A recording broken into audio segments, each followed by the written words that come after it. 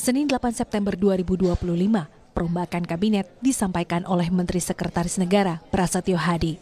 Ia menjelaskan, keputusan itu lahir dari evaluasi yang terus dilakukan Presiden Prabowo Subianto terhadap kinerja pembantunya. Senin sore, Presiden Prabowo melantik 4 dari 6 menteri baru Kabinet Merah Putih. Di antaranya Purbayayudi Sadewa yang dipercaya menjadi Menteri Keuangan, Ferry Juliantono sebagai Menteri Koperasi, dan Mukhtaruddin sebagai Menteri Perlindungan Pekerja Migran Indonesia. Presiden juga melantik Muhammad Irfan Yusuf sebagai Menteri Haji dan Umrah bersama Dhanil Anzar Simanjuntak yang mendampingi sebagai Wakil Menteri.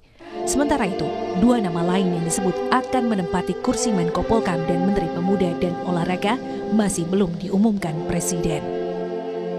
Posisi Menteri Koperasi yang sebelumnya dipegang Budi Aris Setiadi kini dipercayakan kepada Ferry Juliantono. Ferry bukan nama baru di kementerian ini karena sebelumnya ia menjabat sebagai Wakil Menteri Koperasi.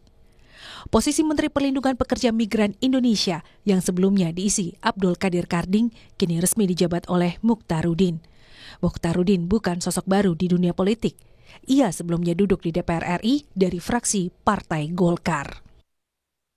Presiden juga meresmikan kementerian baru, yakni Kementerian Haji dan Umroh. Jabatan menteri dipercayakan kepada Muhammad Irfan Yusuf, sementara posisi wakil menteri dipegang oleh Dhanil Anzar Simanjuntak. Dan hal yang paling mencolok dari perombakan kabinet ini adalah penggantian Menteri Keuangan Sri Mulyani. Sri Mulyani digantikan Purbayayudi Sadewa, mantan Ketua Dewan Komisioner Lembaga Penjamin Simpanan LPS. Purbaya juga pernah menduduki sejumlah posisi penting di pemerintahan. Di antaranya, menjabat sebagai Deputi Bidang Koordinasi Kedaulatan Maritim dan Energi di Kementerian Koordinator Bidang Kemaritiman dan Investasi. Usai pelantikan menteri baru, indeks harga saham gabungan melemah ke zona merah. Tercatat anjlok hingga 1%. Purbayayudi, Menteri Keuangan yang baru mengatakan, anjloknya IHSG sebagai respons ketakutan pasar atas penggantian Menteri Keuangan. Ia optimistis situasi ekonomi segera membaik. Kepercayaan investor akan kembali dalam 2 hingga 3 bulan ke depan.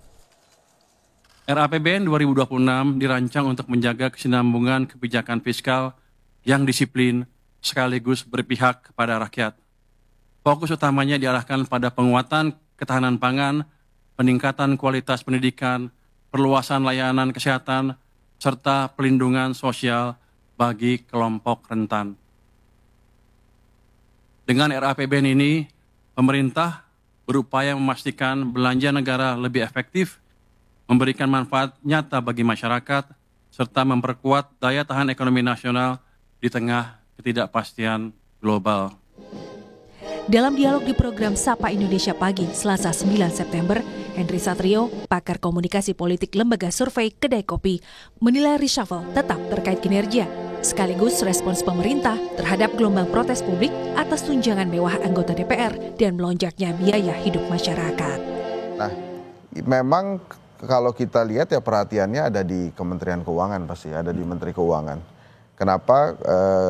Ada 2 alasannya. Yang pertama, pada saat tuntutan masyarakat keluar yang 17+8, itu kalau dikupas itu kan sebetulnya isinya tentang ekonomi, tentang keadilan sosial, tentang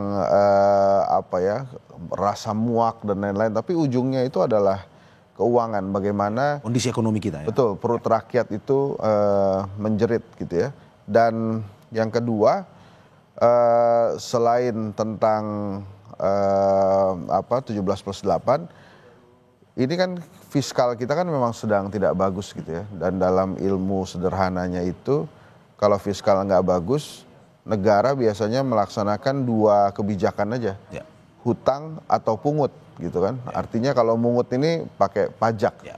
Nah, kalau pakai pajak ini sudah ada resistensi dari publik gitu, nggak mau. Perombakan kabinet ini merupakan harapan baru bagi publik bahwa wajah-wajah baru di pemerintahan bisa membawa semangat perubahan dan menjadi momentum untuk menjawab kesenjangan sosial dan ekonomi di masyarakat. Tim Liputan, Kompas TV.